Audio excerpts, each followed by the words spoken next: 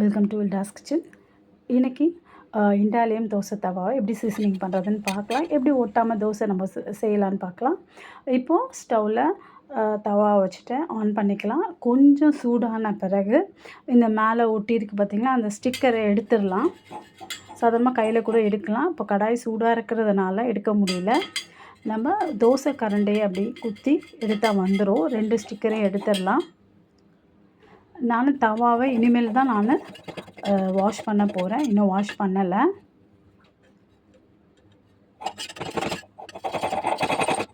எடுத்துடலாம். இது எடுத்துட்ட பிறகு பேப்பர்லாம் எடுத்துடலாம். இது எடுத்துட்ட பிறகு கொஞ்சமாக எண்ணெய் சேர்த்துக்கலாம். இந்த எண்ணெய் வந்து தோசைக்கல் முழுசும் ஸ்ப்ரெட் ஆகட்டும். அதுக்கப்புறமா கொஞ்சமாக உப்பு சேர்த்துக்கலாம். இந்த உப்பும் தோசைக்கல் முழுசும் ஸ்ப்ரெட் ஆகிற மாதிரி படுற மாதிரி அப்படியே கிளறி விடுங்க.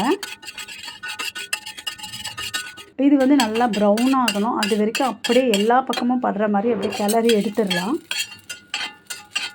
அடுத்து பாருங்கள், இதே எண்ணெயில் கொஞ்சமாக வெங்காயம் கட் பண்ணி சேர்த்துக்கிறேன். இந்த வெங்காயம் முழுசுமாக ஸ்ப்ரெட் ஆகிற மாதிரி, தவா ஃபுல்லாக ஸ்ப்ரெட் ஆகிற மாதிரி பார்த்துக்கோங்க. இந்த சீசனிங் பண்ணுறதுக்கு 5 நிமிஷம் போதும். இது பண்ணிட்ட பிறகு நம்ம தோசைக்கல்லை நல்லா கழுவி எடுத்துட்ட பிறகு நம்ம தோசை சுட்டால் அழகாக வரும். பாருங்கள், எல்லாம் எடுத்துடலாம்.